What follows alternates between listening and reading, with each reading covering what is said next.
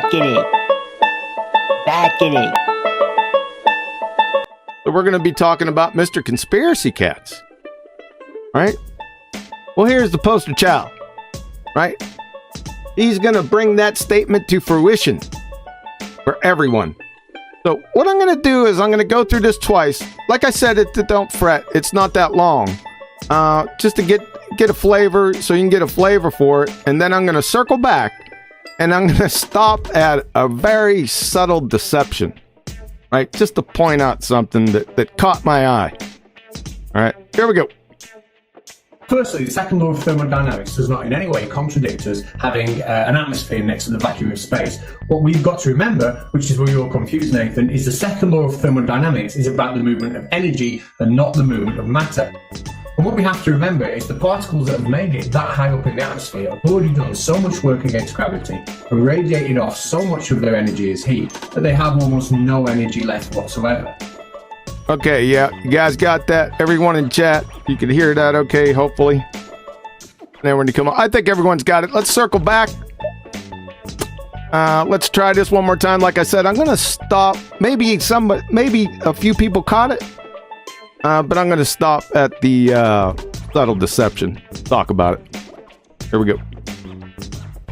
Now, firstly, the second law of thermodynamics does not in any way contradict us having an atmosphere next to the vacuum of space. What we've got to remember, which is where you're confused, Nathan, is the second law of thermodynamics is about the movement of energy and not the movement of matter. All right. The subtle deception is right there for you. Right?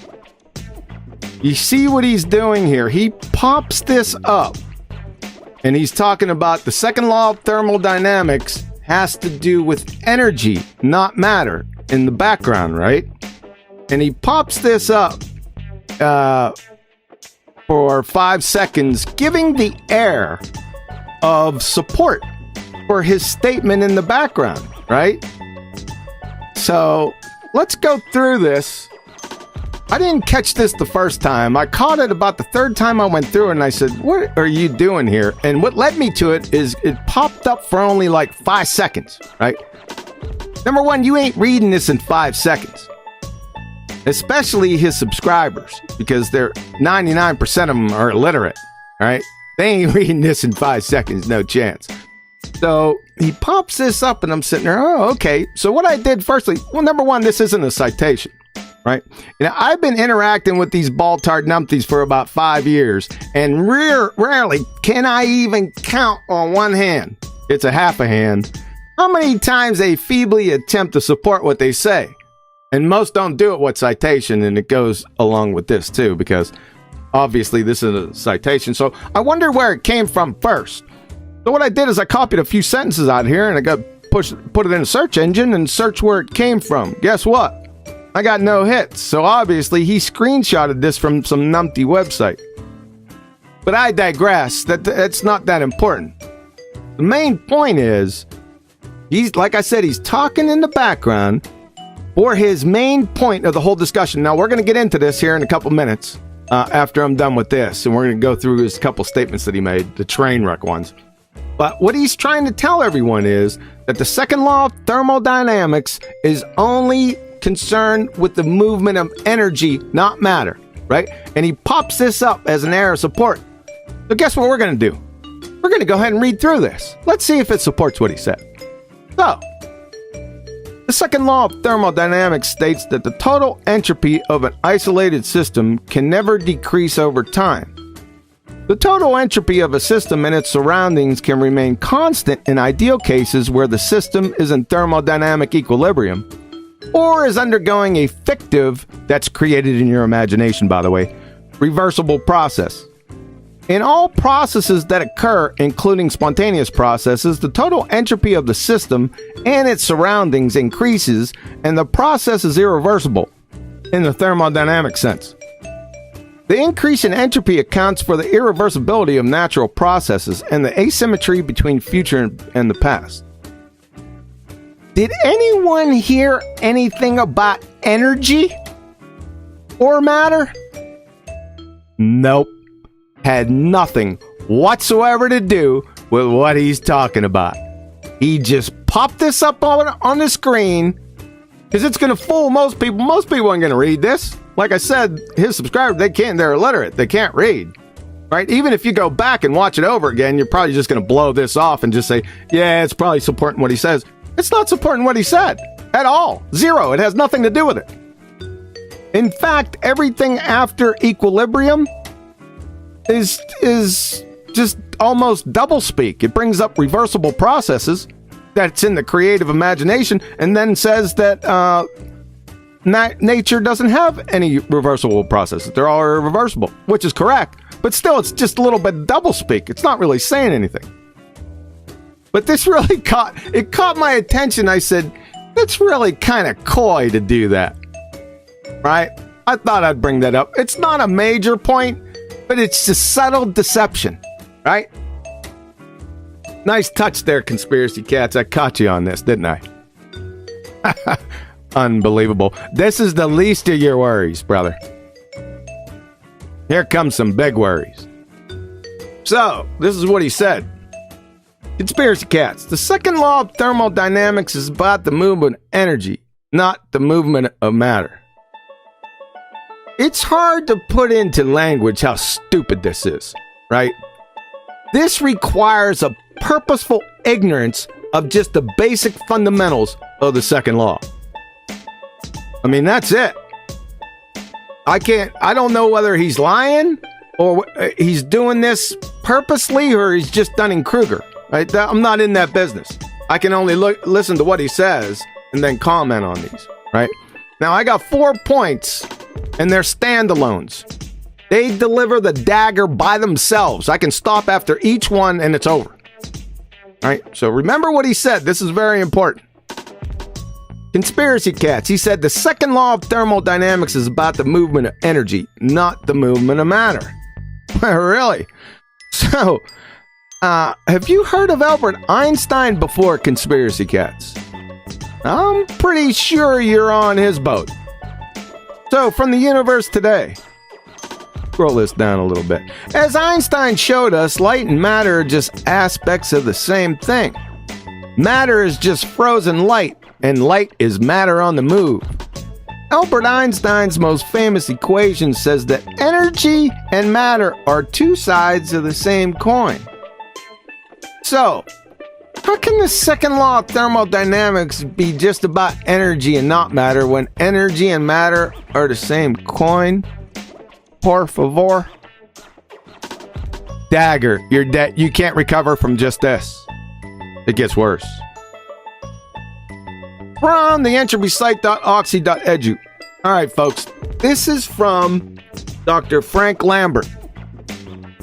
He is a legend in the second law of thermodynamics. In fact, somewhere around the 98, 99, 2000 time frame, he, by himself, for the most part, changed all the textbooks in regards to the definition and understanding of the second law of thermodynamics, entropy, just by himself, just to put things into focus. Let's see what he has to say here. In classical thermodynamics, it is viewing entropy increase as a measure of the dispersal of energy from localized to spread out at a given temperature. So, Conspiracy Catz, you're good to go so far. I mean, yes, it's dispersal of energy, so the movement of energy. However, you forgot the second definition. So, it's lying or fraud by omission. In molecular matter thermodynamics, it is considering the change in a system or surroundings or their total, for which there are fewer accessible microstates to one in which there is an increased number of accessible microstates. Question: are molecules matter? If you would have said water is made of boll weevil silicon salts, it would have been more coherent. Second dagger. You're finished right here. I should just drop anchor and dance around right here. You're through. Like I said, this is purposeful ignorance. Has to be. Right? Just stay around here. Are molecules matter, Conspiracy Catz? Come on. You think you're going to get out of this, don't you? All right, let's move on. Number 3. Again, back to Dr. Frank Lambert, entropysite.oxy.edu. Listen closely. Especially all the Baltars, not just Conspiracy Catz, because this alone, right here, deals a death blow to the heliocentric Baltard spinning space monkey religion. Gas expansion into a vacuum. The mixing of ideal gases or liquids, diffusion, effusion, colligative effects, and osmosis. Each fundamentally involves an increase in entropy. Question: are gases and liquids matter? This is severe Dunning-Kruger, right?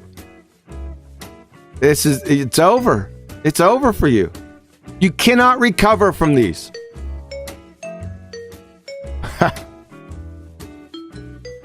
Number 4. Oh, look out. Look out now. I'd like to introduce you to Professor George Porter, Nobel laureate, physics. Watch and listen closely. Now let us look at some examples of spontaneous changes and see how they are accounted for in terms of the second law of thermodynamics. We'll take the simplest first and look at changes where only the entropy changes. Now, one, perhaps the simplest of all, these, is the expansion of a gas into a vacuum. I have in one of these bulbs some bromine, and in the other I have a vacuum. And if I open the tap between these two, you will see spontaneously the bromine rush from one to the other. Now that is the simplest change we can have, perhaps, because all that happens is a change in entropy. In this case, the expansion into a vacuum, nothing else is involved. There's no energy change, there's no temperature change, there's no change except entropy. So without the entropy concept, that would have been difficult to understand and difficult to account for. Turn out the lights, the party's over. They say that all good things must end. Call it a night, the party's over. Conspiracy Catz, you hear that? That's a eulogy from Dandy Don. He's right on point. Did you hear what Professor George Porter said? Because remember, you said the second law of thermodynamics is about the movement of energy, not the movement of matter. Remember that?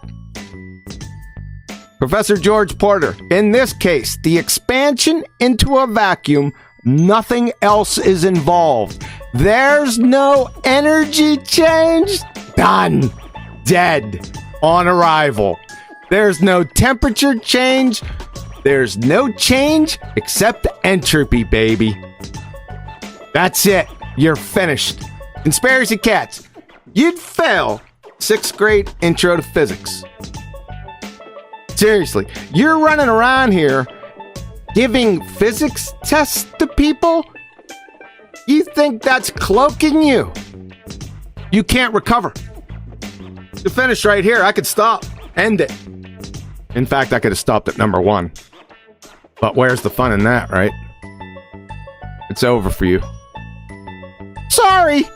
That's what pretender clowns get, don't they? No energy change. There's no change except entropy. And he's got molecules, bromine in there. So it's about the movement of matter, not energy. This is just barely palpable background noise, but just to dot all the I's and cross the T's, he also said this belly laugher. Conspiracy Catz, the particles that have made it that high up in the atmosphere have already done so much work against gravity and have radiated off so much of their energy as heat that they have almost no energy left whatsoever. What? What do these gas particles do?